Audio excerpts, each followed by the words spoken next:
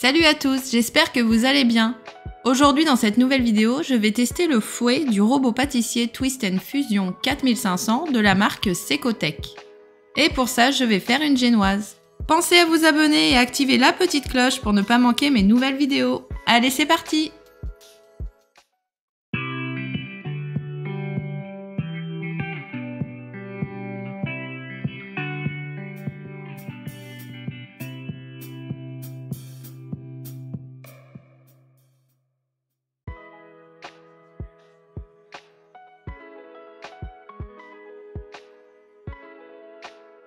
Donc pour réaliser ma génoise, j'ai besoin de 3 œufs, 90 g de sucre, 80 g de farine tamisée, 10 g de maïzena tamisée et une pincée de sel. Donc j'ai choisi de faire une petite génoise parce que je vais faire un fond de tarte en génoise. Donc je vais verser ma préparation dans un moule à tarte renversé, mais vous verrez ça à la fin de ma vidéo. Donc bien sûr, si vous voulez faire un gros gâteau avec plusieurs étages, il faudra donc doubler les quantités. Donc pour faire une génoise, très important, il faut utiliser le fouet. Donc j'installe le fouet, il suffit d'appuyer un peu et de tourner vers la droite et voilà, le fouet est en place. Ensuite pour installer le bol, je le place et je tourne vers la gauche et c'est fixé. Je commence par casser mes 3 œufs et ensuite j'installe le couvercle avec le bec verseur pour éviter les éclaboussures. Et ensuite, j'ajoute mes 90 g de sucre. De là, il faut fouetter le sucre et les œufs environ 10 minutes. Ça doit tripler de volume, cette étape est très importante pour réussir sa génoise.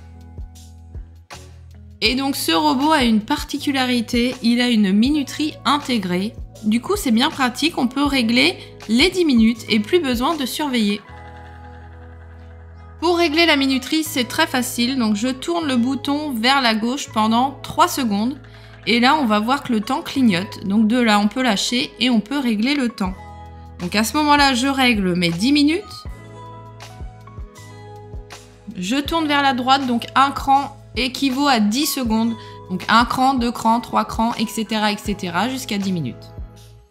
Et pour valider donc mes 10 minutes, je recommence comme au début, je tourne le bouton vers la gauche pendant 3 secondes. Et là, mes 10 minutes sont validées.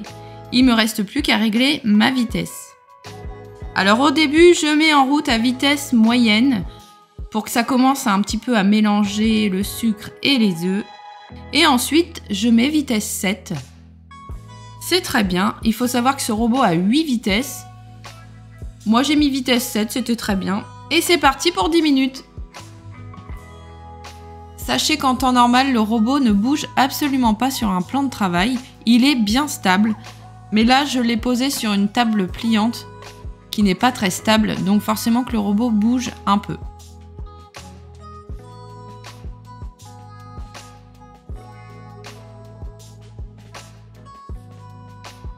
Au bout des 10 minutes, voilà, c'est impeccable. Ça a bien gonflé et c'est bien mousseux. C'est parfait.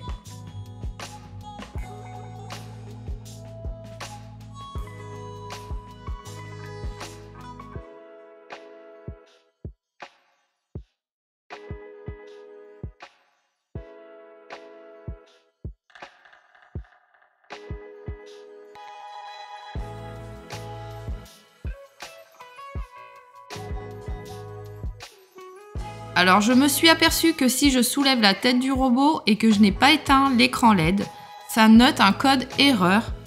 Du coup, il faut penser à éteindre l'écran LED pour ne pas avoir ce code erreur d'afficher sur l'écran.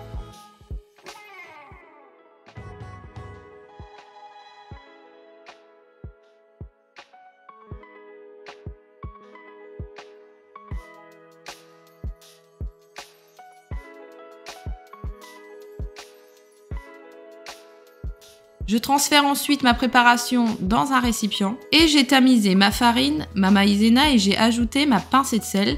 Donc j'ai mélangé ces 3 ingrédients. Et je vais commencer par verser une petite quantité de farine dans mes œufs et mon sucre. Et je vais tourner délicatement. Il faut tourner et soulever la crème en même temps. C'est un peu comme les blancs en neige, il ne faut pas du tout casser ce volume, il faut que ça reste tel quel. Donc je tourne et je soulève délicatement jusqu'à épuisement de ma farine tout simplement. Donc je vais rajouter ma farine petit à petit. Dès que j'aurai bien mélangé ma première partie, je vais mettre une seconde partie et je vais refaire la même chose. Donc je fais ça avec tout le reste de ma farine. Voilà, c'est terminé, mon mélange a bien été fait. Donc maintenant, je vais prendre mon moule à tarte renversée. Alors c'est un moule qui est assez spécial, j'aime beaucoup. Je vous mettrai les liens dans la description si ça vous intéresse. Je trouve ça super sympa en fait. Une fois que la génoise sera cuite, il faudra juste la retourner et il ne restera plus qu'à la garnir. Et vous allez voir, l'effet est garanti, j'aime beaucoup. Donc j'ai beurré le moule et je l'ai fariné pour que ce soit plus facile à démouler. Parce qu'une génoise, c'est pas facile.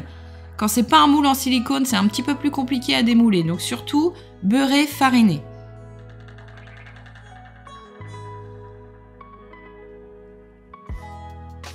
À présent, je verse ma préparation dans le moule et ça part au four à 180 degrés pendant 10 à 15 minutes. À chaleur tournante, c'est mieux. Alors attention, je le dis toujours, ça va assez vite la cuisson. Parce que c'est une petite génoise, donc 10-15 minutes, pas plus. Vérifiez, surveillez la cuisson, surtout parce que chaque four est différent. Moi, au bout de 15 minutes, c'était cuit, il fallait vraiment pas plus. Je pense que j'aurais même pu la retirer un peu avant.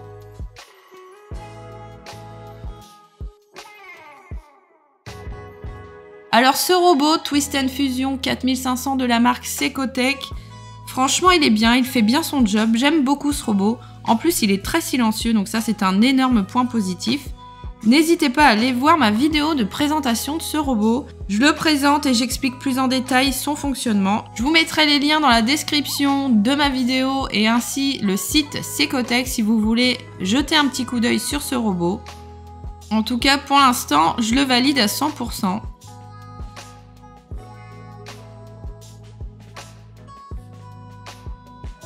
Voilà, une fois la cuisson terminée, je vais laisser refroidir ma génoise et je vais la démouler ensuite. Vous pouvez retrouver ma tarte sur mon compte Instagram, n'hésitez pas à aller jeter un petit coup d'œil.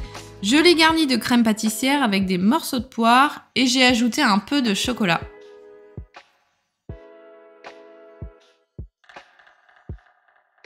Et voilà, ma vidéo est terminée, j'espère qu'elle vous aura plu. N'hésitez pas à vous abonner à ma chaîne, liker et partager. Allez, ciao!